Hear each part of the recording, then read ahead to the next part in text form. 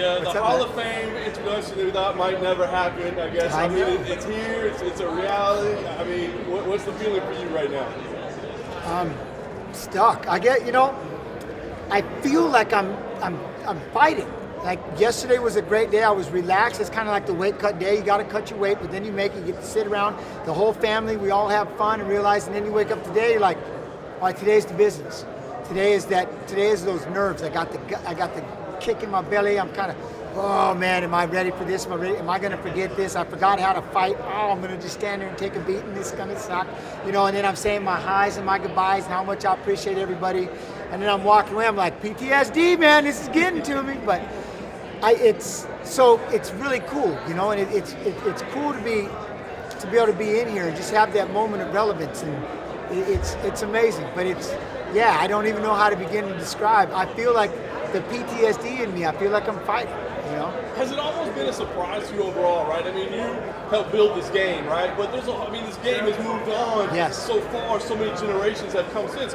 But I see the respect in the room. Yes. I mean, is it almost surprising to you to see that up close of like, oh my gosh, people do remember my name. People do realize my contribution. Mind-blowing. And I never meant to be, I don't want to walk by people like I'm some cocky POS. The reality is I just assume you have no idea who I am, so I just go about my business. And when some youngster does roll up and they say, like Dober just a minute ago, and just like, I had a conversation with GSP, was still one of the greatest things in the world. It was weird because we were in the locker room and we were in the middle of kind of, but it was like, I love it. I just got to rap with him later, but it's just, I love that they give you the time, because that was something I always wanted to do. Make sure you take care of the elderly. Make sure you appreciate them, because they're missing that. People aren't giving them the time that they were used to. The greatest gift on the planet, time. Money can't buy it. We wish we had more. And the fact that people wait in line, just give you their time, it means a lot. And that's where I'm lucky now by having the UFC Twitch stream, is people come in and they give me their time every day. That's why I talk for 6-7 hours, breaking down fights, doing interviews and stuff. And it's so cool when I do the interviews, because I don't expect them. James Pulver, I can't believe I'm talking to you right now. And I'm like, really? Really? Damn, all right. And I just get more fired up and I have more fun rapping with them. But it's a breath of fresh air every time when you see that. But that's it. I think time. And the fact that people are still willing to give you their time, it's the greatest gift on the planet. The emotions that we saw from you when it was first announced was one of the coolest things I think I've ever seen. What a setup. Can you talk Yes.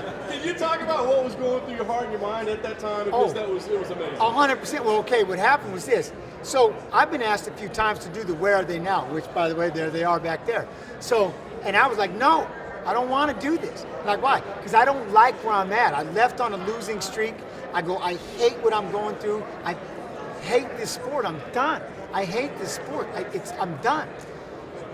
Then all of a sudden I started running that Twitch stream, and people started coming in and giving me their time.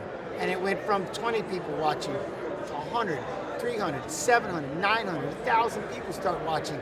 And I'm like, this is the greatest thing in the world. But now all of a sudden I'm watching fights. I'm breaking fights down. I'm doing interviews. You know what I mean? So I wanted nothing to do with it. And all of a sudden, so here we are. So now they hit me with this again. Where are they now? I'm like, you know what? Yes, I will do it this time. Like, why? Because I do like where I'm at. I love where I'm at in life, and I'm ready. But these little sons of bucks, they used that, because they told me I had 2 guests on there, and AK Sue in the back there, I see them. They were all setting me up, and they said, all right, we're going to have to go big screen. So normally it's just me talking through the first 6 fights, and then about 1 or 2 fights in before the main card starts, my guests will pop in. So I had Viss and Mike Davis on this one, and I'm sitting there, and then my wife goes and sets me up and says, hey, your son has to do a school project. He's going to film you while you're working. I said, all right, well, I'm going to have my guest coming in soon, so this is a great time to do that. So now he's sitting there, and Sean knows, so he's had to keep this whole thing straight. He goes, you need to go big screen. And I'm thinking, all right, well, they must obviously want to give me the Where Are They Now and watch me, woo-woo, Yeah, so I went big screen. All of a sudden, I see Anik. I heard Anik, and he goes, immortality. I hear the voice. I go, shut up. What is that? Why am I talking? Wait. And I lost it. And at that moment, now I'm all over Australia. I'm on the big monitors. I'm everywhere. I look over at my son, and I'm like, and that was it, man. I lost it. I'm like, this can't be real. I'm crying like a baby. I'm hugging him, and and then it was funny because Vince and Davis were there, and I just broke. Said, "Look, I got to stop for a minute." I go, "Man, I hated my father growing up, and all I've ever wanted is for you to be proud of your dad. I made a promise. I wanted to treat my son. I would never treat him the way that I was treated." And I was like, "I hope you're proud of me." And it was a good one. It was beautiful. It was beautiful. That's why I kept wishing he'd get up here. I'm trying to get him over and see this. It really was beautiful. Last thing I asked me, you said it, right? I mean, champion is one thing, right? You're the best in the world for a night, maybe a couple. But this is something that can never be taken away from you, right? You're in the Hall of Fame forever, immortality. Yeah. What does this mean for you in your career? I mean, just put a closure on everything and make you proud of everything? I think because I was already getting into a mentally better place because of the stream, and I was getting whole, this came at the greatest time on the planet. This saved me. I can't believe this happened. This is for my wife. This is for my kids. This is for my family. They said it best in the stream.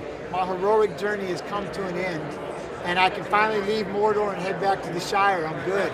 Now it's time for me to become a coach, and I'm going to have about 10 world champions before I leave this planet. So I'll be back in a few years. Perfect, guys. Thank you, guys. Appreciate it.